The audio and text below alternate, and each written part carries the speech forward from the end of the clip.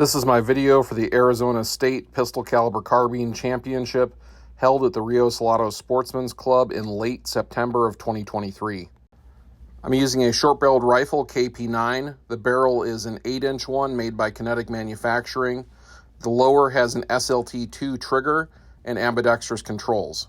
The buffer system I'm running is 9 ounces with a 308 recoil spring. This combination makes the recoil noticeably less violent. The upper is an Aero Precision EPC9 with the linkage to make the last round bolt hold open function when the magazine is empty. The rail system is a KE Arms 7-inch Delta S. I have a set of Embus Gen 3s mounted and the lead and steel Promethean LP1 red dot. Both of my sights are zeroed at 50 yards. On this stage there are 10 reactive steel that will be shot from 2 different positions, 7 USPSA paper, and 7 falling steel. The stage begins with 10 steel targets at about 50 to 100 yards. I think you'll notice throughout this video that there's no problem with my marksmanship and making hits on all these targets. This stage is no exception. What I always struggle with in this type of match format is memorizing all the targets and shooting them in the most efficient manner. Honestly, that struggle is because I don't find the footwork and memorization aspect of these matches intellectually interesting. So accordingly, the stages that are closer to what we do at brutality matches or 2G ACM I tend to do better on, and the ones that require more footwork and memorization are the ones that I place lower on. Some competitors genuinely enjoy this type of freestyle stage where your planning and how you execute it determines who wins the match. It's just not my flavor that I prefer.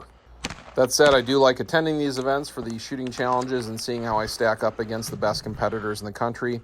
And it's nice to shoot events that I'm not responsible for running in any way. As I shoot these steel again, I'm going to realize that I missed a target and I'm going to have to back up. I'm going to be retreating. Good multitasking on my part there, actively engaging the targets, communicating the RO that I'm going to have to back up. Keeping the muzzle down range, I retreat to the spot where I can engage the one steel target that was not visible from the final position. Real quick rules explanation here. Limited division is a PCC with a non-magnified red dot or prism style optic and without supporting devices of any kind, i.e. bags or bipods. The percentages are based off the fastest time in the shooter's division. So one way to look at this stage, for example, is that someone was 24.4% faster than I was.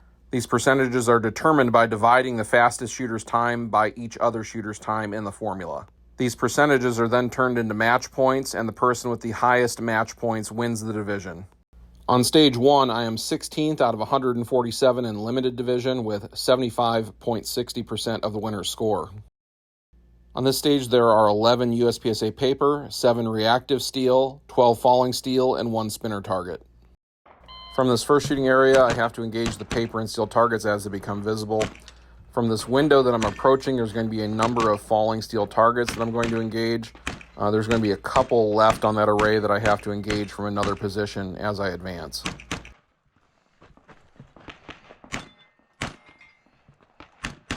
To keep track of where everything is on stages, I try to pick particular spots to stop that allow me to swing through a first target on the left to a final target on the right from that position. That lets me know that I've engaged everything. Single A-zone hit on that paper and it's neutralized. Paper is neutralized with 2 hits anywhere, 1 A-zone. Reload to engage the spinner. You don't ever want to shoot empty on that. 3 hits on the top, 3 hits on the bottom, 2 more to drive it through. From up here, there are 7 reactive steel targets. I shoot them all standing offhand. They're located at 50 to 75 yards, so I don't feel the need to get down into a kneeling position to support to hit them. My plan works, and I go 1 for 1 on the distance targets. I am 21st in limited division on this stage with 68.78% of the winner's score. On this stage, there are 17 USPSA paper, 6 reactive steel that will be shot from 2 positions, and 10 falling steel. First thing I do on this stage is engage the 2 Texas stars we'll seated in the helicopter. The stars are obscured by the 2 black barrels, so you have to engage them while they're moving.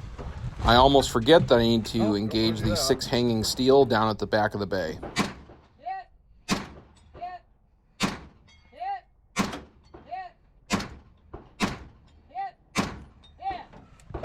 Now it's time to exit the helicopter and begin engaging the 17 USPSA paper targets. Reload as I enter the shooting area. There isn't a lot to memorize here, but you do have to go to each window and give a hard right to left look to make sure you shoot everything.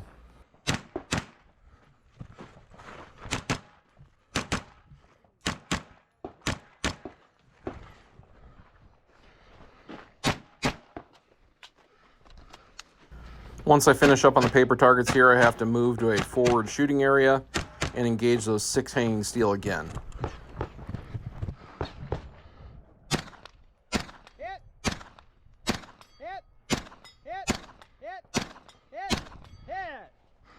Nice Captain Morgan shit there, buddy.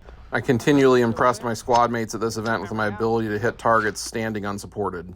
I am 24th on this stage with 62.22% of the winner's score. On this stage, there are 19 USPSA paper and 5 hanging steel targets. First thing I do on this stage is engage the 5 hanging steel targets so I can be done with them and focus on hitting all the paper. So as I mentioned earlier, my stage plans are generally to stop at particular points and swing through the arc of targets available. If there's a difficult to see target, I'll engage that one first to make sure that I don't miss it. The people that are really screaming fast at this stuff don't stop like I do. They are sweeping through the arrays in a natural arc and movement as they progress through the stage. I'm inherently slower because I'm worried about forgetting something when you have 19 paper targets that all look essentially the same. This is my one malfunction of the match. The bolt failed to strip the next round off the magazine loaded to a full 27. After this stage, I downloaded all my mags to 26 or to 32 if they were 33 rounders and did not encounter any more malfunctions. Just too much friction to strip that top round when the round was already in the chamber and the magazine was completely full. I am 54th on this stage with 57.36% of the winner's score. I did successfully engage all the targets and didn't leave any behind. On this stage, there are 10 USPSA targets, 7 reactive steel, and 13 falling steel. This stage begins by engaging most of the steel targets at about 50 to 130 yards. I don't feel the need to support off the top of this blockhouse because the targets are relatively large, including the ones out at 100 plus yards.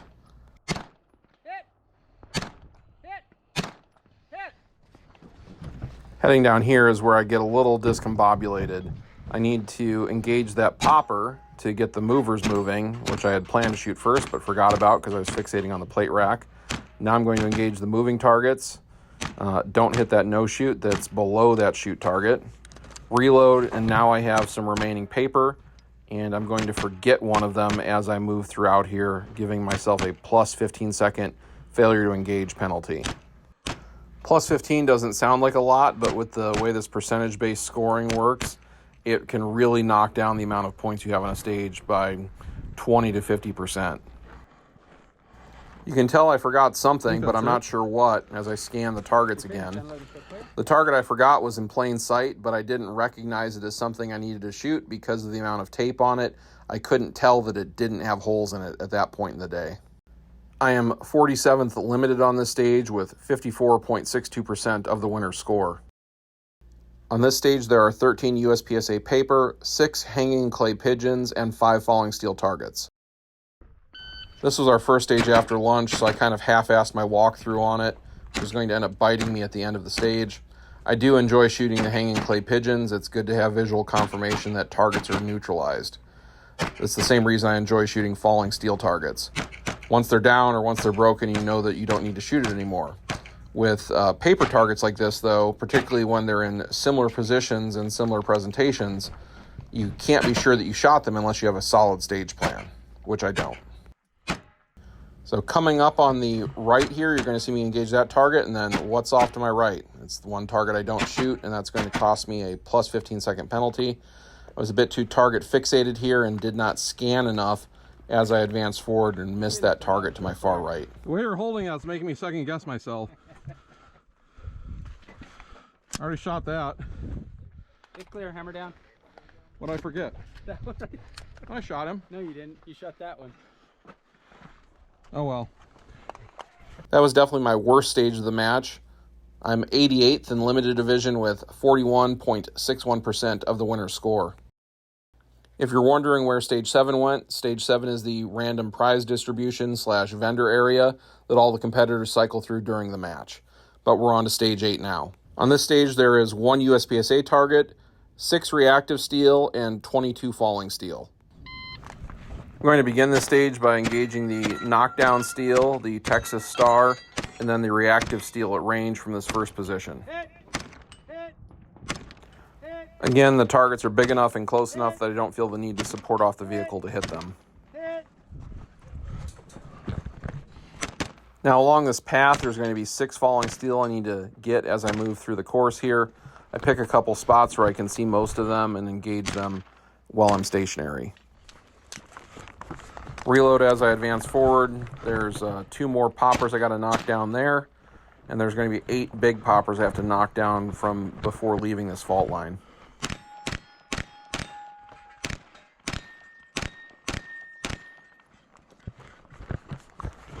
Reload on the move as I advance to the final shooting area where I have to re-engage the 6 reactive steel targets.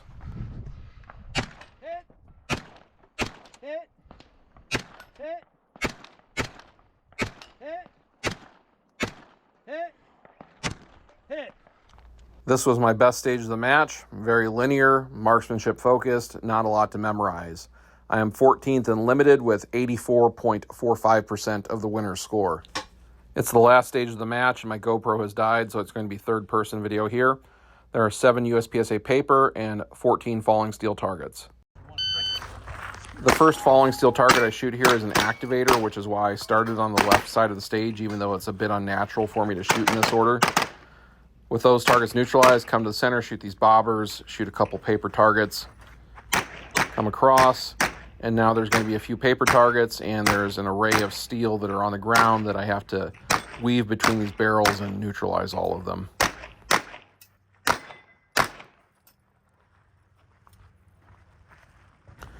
Everything is neutralized, and that is the end of the 2023 Arizona State Pistol Caliber Carbine Championship. On this stage, I am 24th and limited with 67.40% of the winner's score. In the final results, I am 26th out of 147 shooters in limited division with 65.31% of the winner's score. Overall, I am 37th out of 218 shooters with 64.80% of the winner's score. Hopefully you've enjoyed watching this video and you have a better idea of what types of stages and shooting challenges to expect should you attend the Arizona State Pistol Caliber Carbine Championship. Thank you for watching. If you like this kind of action shooting competition content, consider supporting me on Patreon. And always remember, the Second Amendment is for everyone.